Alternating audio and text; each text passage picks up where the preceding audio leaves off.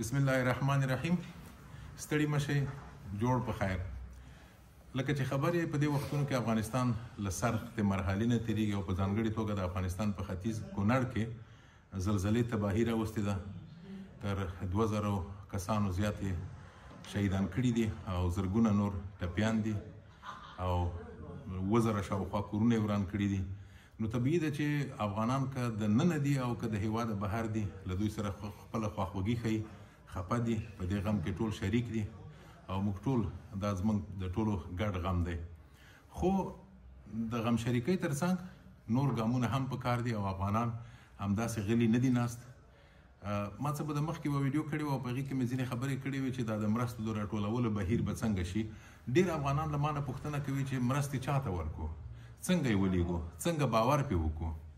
نو د دې دپاره زه اوس دلته د افغانانو په یوه جومات کې یم او په دې جومات کې دغه دوستان چې په دې برخه کې دا د خیر په کارونو کې بوخت دي او غواړم چې له دوی سره پرې وغږېږم چې د دغه مرستو په راټولولو کې د دوی ونډه څه ده او څه پلانونه لري.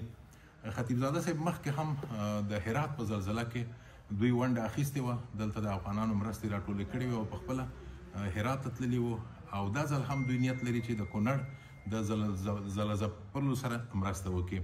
خطیبزاده صاحب اگر لطف کنید بگوین پلان شما چی است این بار؟ اعوذ بالله من الشیطان الرجیم. بسم الله الرحمن الرحیم. هدف اساسی برادرانی که خیر که این کمک های افغان ها را جمع آوری میکنند،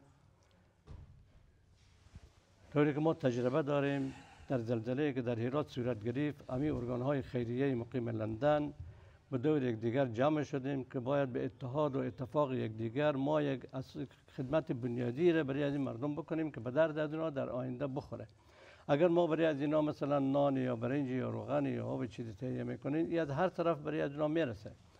ما باید یک کاری بکنیم که او به درد بخوره و باقی صالحات باقی بمانه، یک صدقه جاریه شوه و درد مردم در آینده بخوره. ما تصمیم گرفتیم که ما همین کمک ها را که جمع میکنیم این جمع کنیم برای از اینا خانه بسازیم منطقه که در توان ما بود. الحمدلله ما موفق شدیم که در هرات 15 بابخانه اساسی کانکریت پخته به یک قریه که تقریبا همون قریه کوچکی بود و ما میتونستیم که همون را آباد بسازیم. ما در اونجا رفتیم و الحمدلله خودم رفتم به همکاری برادرها و همکاری مسلمان ها الحمدلله تانستیم که 15 بابخانه در هرات در منطقه زلزله زده او را اعمار بکنیم، پخته و اساسی برای همون فامیل های 15 نفر که صدمه دیده بودن توزیع بکنیم الحمدلله. و تمام از این بسیار همونطور روشن است که از هر من الشمس از روزم یعنی الحمدلله واضح تر است به تمام افغانهای ما و تمام برادرها که همون مبلغی که جمع آوری شده بوده مبلغ 100% برای همون ارگان قرارداد شده به همراه احساس. او هم خود هم یک مؤسسه خیریه است که به همراه قرارداد شده و از همین پول به همون قراردادی رسیده که همه او را میشناسند و الحمدلله از این پولی که جمع آوری شده بوده یک پیاله چای هم کسی نخورده.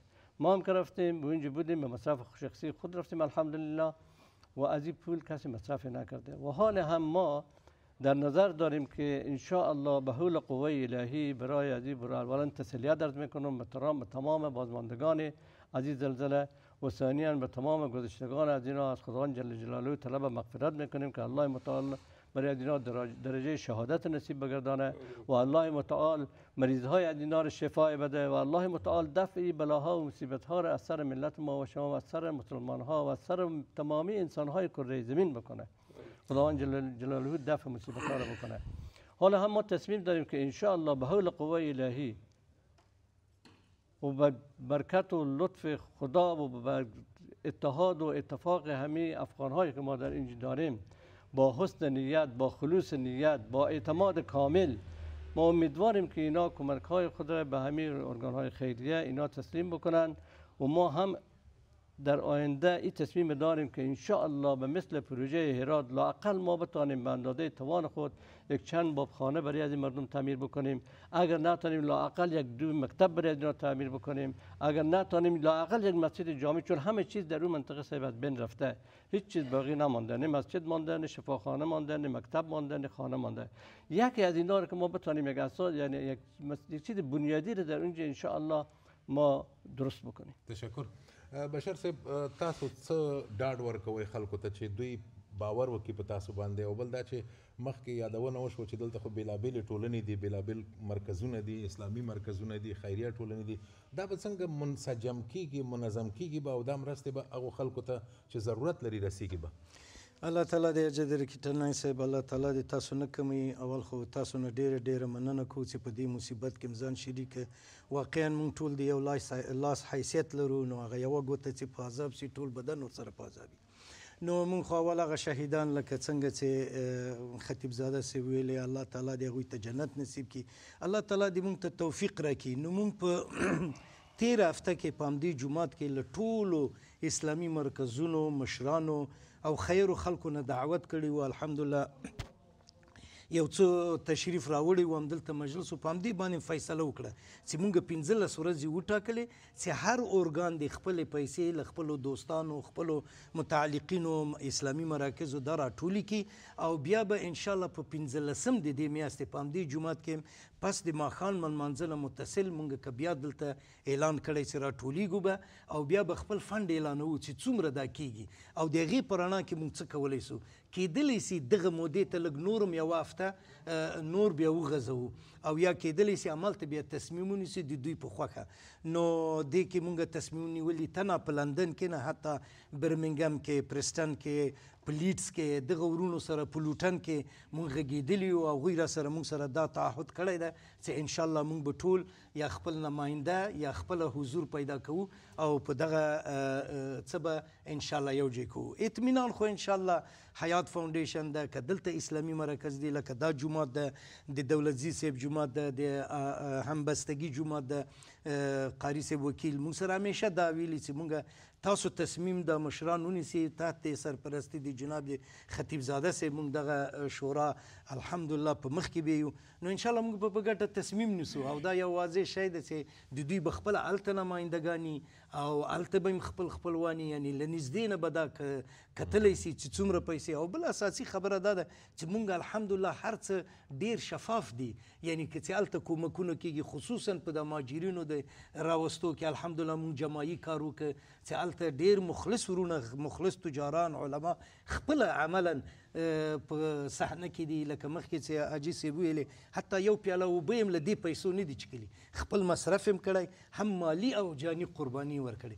نو الحمدلله موږ خلک د داخل کې هم لرو، او دلته مخلص ورونه موږ سره همکاره دي، او انشاءالله دا به په ګډه کوو. یو شی چې ما ته ډېر په زړه پورې و هغه دا و چې طبیعي ده چې مرستې خو رسېدلې دي، اوس هم رسېږي، د اوبو، د خوړو دا شیان دي، خو لکه چې حاجي صاحب اشاره وکړله اصلي او اساسي چاره رغول پکار دي، هغه د کورونو جوړول دي په اوږده مهال کې. حاجي صاحب غواړم چې تاسو هم په دې باره کې څه فکر کوئ، دا به څومره مهمه وي، او پوښتنه دا ده چې تاسو به وتوانېږئ چې دومره پیسې راټولې کړئ چې خلکو ته کورونه جوړ کړئ؟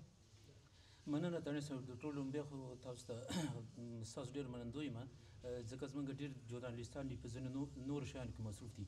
ستاسو خپل قیمتي وخت د یو اساسي کار ته ورکړی دی چې کوم د افغانانو نن ډېر زیات ضرورت دی. همیشه مو د افغانانو په سختو وختونو کې غږ اوچت کړی دی، هغوی مرستې مو کړي دي. رغم ستاسو جواب ته سوال په جواب کې زه به دا ووایم چې انشاءالله موږ مطمئن یو، ځکه افغانان د خصوصا برطانیه میشته افغانان ډېر مخلص خلک دي. الحمدلله زموږ دا مشران وګوره په سپینو ګورو باندې لګوي، ټوله ورځ خپله ورځ شپه په دې کې خپله هغه انرژي مصرفوي چې خلک څونه تشویق کړي چې د خپلو ورونو مرسته وکړي. د دې طرف نه خو انشاءالله موږ مطمئن یو، خو لکه څنګه چې دواړو مشرانو ذکر وکړ چې انشاءالله زموږ اصلي مقصد دا دی چې داسې یو جذري کار وکړو چې په آینده کې د دې خلکو په درد ولګېږي. د مکتبونو ذکر وشو، د کورونو ذکر وشو، حتی زه دغه علاقې یم، ما ته معلومه ده چې هلته د خلکو د څښلو اوبه د چینو نه دي، حتی چینې ړنګې شوي دي، غرونه ښویېدلي دي. نو ان شاء الله زما امید دی چې داسې کار به موږ کوو چې هغه په آینده کې دا څوک چې صدقه ورکوي دا څوک چې مصرف کوي دا د دوی صدقه جاریه وګرځي او تر څو چې دوی د دوی به د ابده پورې دوی ته ثواب رسیږي.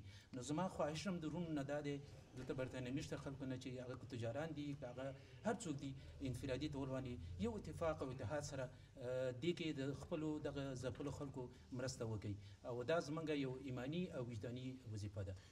ډیره مننه. نو یو حاجي صاحب دلته دی هغه ته هم زه اوس ورځم خو د اوس لپاره ډیر وخت مو نه نیسم د لمانځه وخت هم رانږدې دی په دې هیله چې د نړۍ هر چیرته چې وایي د افغانستان غم مو ګډ دی شریک دی ونډه پکې واخلئ او انشاءالله چې ستاسو پیسې به بې ځایه نه لګي او حقدارو ته به رسیږي. یو حاجي صاحب دلته بل هم دی غواړم د دوی نظر هم واخلم. حاجي صاحب وبښئ تاسو خبرې پاتې شولې تاسو څه پکې وایئ؟ زه د محترم خطیب صاحب چې رښتیا دا څو ورځې کېږي اوس هم نه سابقات بعضې دغو مسایلو کې د مشر و ټول ځایو کې ګرځېده زموږ دولتي حاجي صاحب سره یو ځای دغه اوس هم دوه درې دوی سره ناستې خبرې سره کړي دي. نو موږ ټول ورته ولاړ یو هغه څه چې دوی ویلي دي رښتیا همدغه شی په دې ټول جامعه کې په همدغه ځای کې ویل شوي دي چې باید اول څه چې و هغه تللي دي څه پیسې موږ خپله دا لیږلي دي او په آینده کې د اوږده موده دپاره د کورو یا مکتب جوماتو د دې شی دغه شوی کې لګیا یې اوس د مشر د خپله یې ویلي او دا تاییدوم چې رښتیا همدغه شی روان دی. مننه. او بشر صاحب یوه خبره چې غواړم تاسو حتما څه وایئ خو د هغه نه مخکې څومره باوري یې چې افغانان به دا همت وکړي چې دومره پیسې راټولې کړي چې هلته کورونه جوړ شي؟ انشاءالله موږ خو امید لرو. افغانان ډېر مخلص خلک دي او واقعا چې په دې باندې پوه سي چې د ما پیسې په جای لګېږي بیا نو ښه د زړه اخلاص هم کومک کوي. خو الحمدلله مخکې دا لږ څه نه و افغانانو کې اوس دغه د ورکړې احساس ورکې ډېر راژوندی پیدا شوی.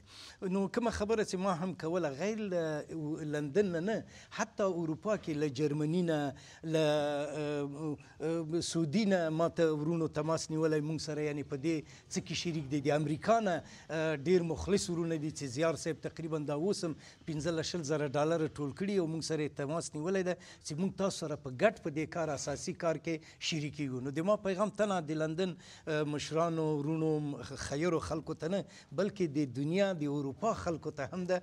انشاءالله موږ په خدمت کې یو ورته انشاءالله دغه څه سره راټول کړو او یو غټ رقم به انشاءالله جوړیږي که الله ته منظوره وه. دا معلومه شوې ده خو وخت هم دا کار کړی فرضاً خلیل صاحب مشر هرات کې جوړ شوي دي پکتیا کې جوړ شو دې کې په دې کې هم داسې نه دي چې افغانان یې همداسې پرېږدي دا اطمیناني او مطمئن اوسئ انشاءالله چې ښه هغه به ورته وشي چې دوی زاده صاحب شما خود تجربه دارین تجربه سابقتون حتما در هرات و نتیجه مثبت داده شما چقدر باوری هستین که افغانا میتونن که همت کنن و به اندازه پیسه جمع‌آوری شود که در اوجا از او گرفته تا مکاتب و مدرسه و اینا ساخته شود؟ تشکر از شما لطف کردین و انشاءالله باور بسیار کامل دارم اول به لطف خداوند جل جلاله که همیشه لطف خدا شامل حال همه ما مسلمان‌ها و خصوصا افغان‌ها بوده و دیگه افغان‌ها یک ملتی هست که در وقت مصیبت که برسه همه ملت واحد است هیچ در بین از اینا هیچ اصلا موضوع کدام سمت و لسان و قوم و قبیله این چیزا نیست. انشاءالله ملت افغانستان همیشه در هر وقتی که مصیبت یا گپ رسیده دست به دست هم دادن و همت کردن. ما کاملا مطمئن هستم که انشاءالله این دفعه هم باز همونطور شهامت خود میکنن و همت خود میکنن و ما هم انشاءالله تا آخرین لحظه با همراه از اینا استاد هستیم و از یک افغانی از اونا جوابده هستیم بسیار شفاف انشاءالله به حول قوه الهی کاملا من مطمئن هستم انشاءالله چون افغانان ما این امتحان خود دادن. حاجي صاحب که تاسو څه غواړئ د شفافیت خبره وکړه خطیب زاده صاحب څومره مهم دی ځکه خلک معمولا هم دا پوښتنه کوي چې شفافیت سوالیه څه پکې وایي؟